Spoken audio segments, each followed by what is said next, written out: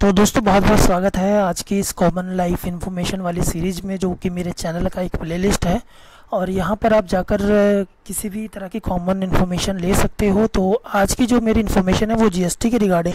तो जैसे कि आप सबको पता है कि 1 जुलाई से गवर्नमेंट ने अपना जो बिलिंग का और ये जो अपना सेल टैक्स के जो टैक्स की जो रूल्स हैं वो चेंज कर दिए हैं। अगर आप कोई भी मटेरियल सेल करते हो तो आपको जीएसटी में उसके इनवॉइस बनाने पड़ेंगे, और इसके लिए नया फॉर्मेट आया है जीएसटी का। तो दोस्तों आज इसको मैंने एक इजी वे में कन्वर्ट करके, जो जीएसटी का वो सॉफ्टवेयर है वो है तो कॉस्टली, कुछ लोगों के सॉफ्टवेयर उन्होंने डेवलप करा लिए हैं, कुछ लोगों ने अभी उसकी अपडेट्स बाकी हैं।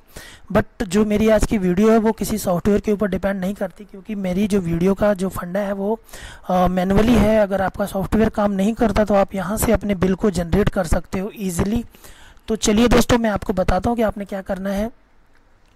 तो इसके लिए मैंने सिंपली एक्सेल में जो जीएसटी की इनवॉइस का फॉर्मेट है वो बनाया हुआ है कि आप कैसे एक्सेल की शीट का यूज़ करके जीएसटी के बिल को प्रिंट आउट ले सकते हैं इमरजेंसी में। अगर आपका सॉफ्टवेयर क्रैश हो जाए, सॉफ्टवेयर वर्क नहीं करता, तो ये देखिए मैंने यहाँ पर एक्सेल में बनाया हुआ है। मैं इसको ओपन कर लेता हूँ।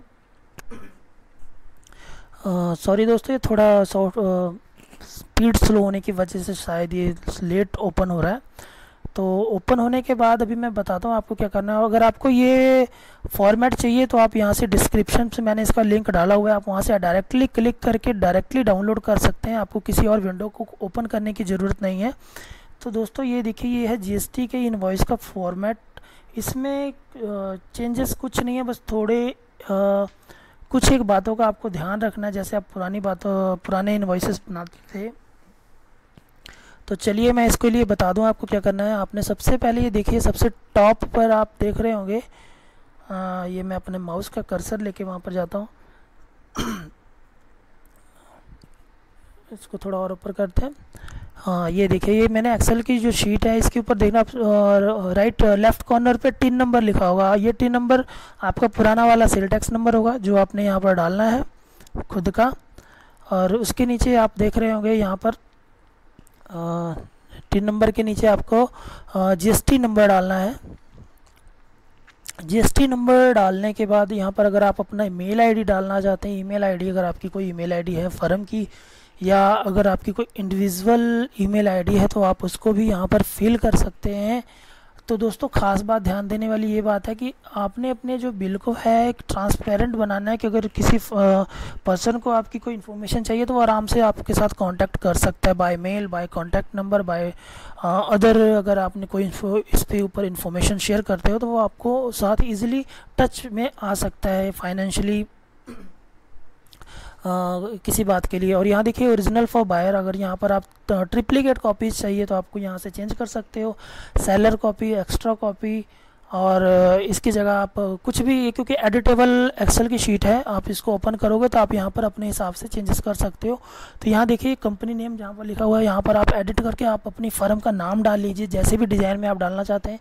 ये नेचर ऑफ बिजनेस, अगर आप एक मैन्युफैक्चरर हैं, अगर आप ट्रेडिंग करते हैं तो आपने यहाँ पर मेंशन करना है manufacturer of bicycle parts, manufacturers of auto parts, या अगर आपका कोई और बिजनेस है तो आप यहाँ पर अपने बिजनेस का नेचर डाल सकते हो। और यहाँ देखिए सिटी लिखा हुआ है, सिटी की जगह पर आप अपने जो बिजनेस का जो सिटी है, जहाँ जिस स्टेट में आप रह रहे हो, जिस डिस्ट्रिक्ट में रह रहे हो, आप वहाँ का इस पर सिटी डालिए। यहाँ पर आप अपनी सिटी फिल करोगे। तो गाइज़ ये तो थी आपकी इन्फॉर्मेशन, आपके जो पूरी इन्फॉर्मेशन है, आप जैसे कि आपकी पुरानी इन्वॉइसेस में आप फिल करते थे, ये तो वो इन्फॉर्मेशन हो गई। और इसके बाद यहाँ देखिए बायर नेम, तो यहाँ पर बस थोड़ी सी बातों का चेंज हुआ है। आपने यहाँ पर टिन नंबर की जगह जीएसटी नंबर डालना है, लेकिन आपका टिन नंबर भी इसके साथ अभी मेंशन रहेगा, क्योंकि अभी आपका जो जीएसटी नंबर है वो प्रॉपर नहीं आया है, आपको प्रोविजनल नंबर मिला हुआ है डिपार्टमेंट की तरफ से। तो यहाँ पर आपने स्टेट डाल देना है और स्टेट कोड डालना है। अगर आपके पास स्टेट कोड नहीं है तो आप रहने दीजिए।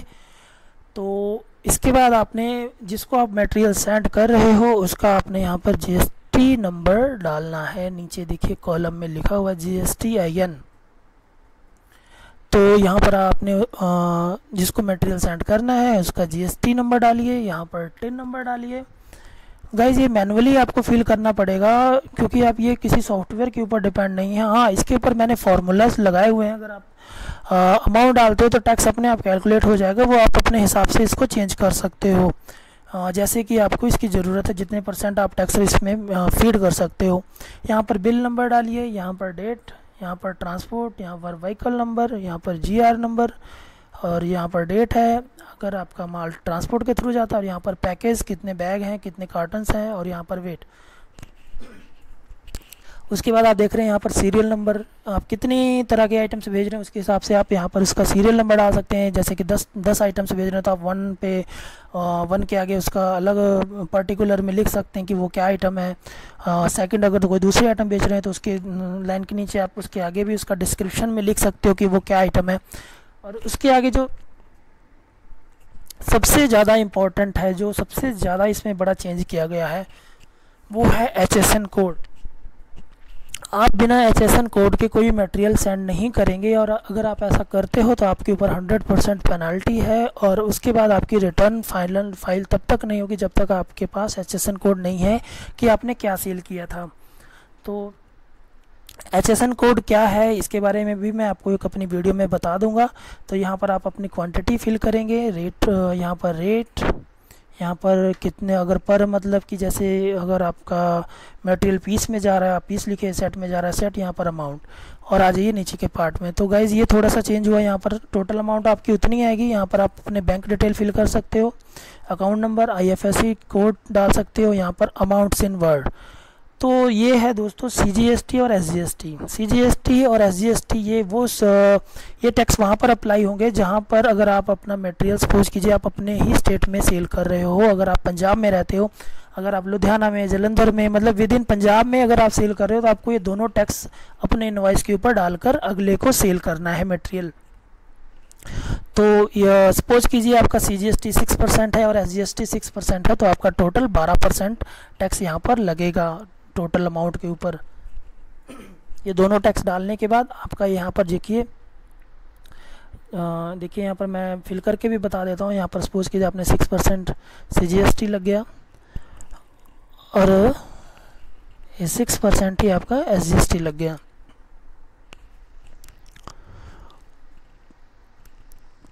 और यहाँ पर टोटल सपोज कीजिए यहाँ पर टोटल है 25,000। तो आपका जो टोटल टैक्स होगा वो 12%, टोटल 12% टैक्स आप अपने इनवॉइस पे फिल करके लिखोगे, और इसका टोटल आपको टोटल GST में नज़र आएगा। और यहाँ पर आपका ग्रांड टोटल आ जाएगा, और इसके बाद बाकी की सारी इन्फॉर्मेशन सेव है। यहाँ पर आप अपनी कंपनी का नाम डाल सकते हैं, ऑथराइज सिग्नेचरी डाल सकते हैं। अगर आपकी फर्म पार्टनरशिप में है तो आप यहाँ पर पार्टनरशिप की डिटेल डाल सकते हैं। तो गाइज़ ये थी मेरी वीडियो, और इस पूरे एक्सेल शीट का लिंक मैंने जो है डिस्क्रिप्शन में डाल दिया है। आप इसको डाउनलोड कर लीजिए, आपके लिए बहुत ही यूज़फुल है। अगर कल को आपका सॉफ्टवेयर वर्क नहीं करता तो आप यहाँ से इसको डाउनलोड कर सकते हो। तो दोस्तों यहाँ पर मैंने 2 तरह की शीट्स डाली हुई है, एक सेंट्रल सेल के लिए और एक आपके विद इन स्टेट के लिए। अगर आप का मटेरियल पंजाब से या मतलब आपकी स्टेट से बाहर जा रहा है तो आप उसका बाकी सारा फॉर्मेट सेम रहेगा, बस वहाँ पर आपको IGST का टैक्स लगेगा जो कि टोटल होगा दोनों का। तो दोस्तों ये वीडियो आपको जैसी भी लगी होगी आप अपने कमेंट बॉक्स में ज़रूर टाइप कीजिए मेरे इस वीडियो के नीचे कमेंट में, और मेरे चैनल को सब्सक्राइब करना ना भूलिए दोस्तों। Thank you.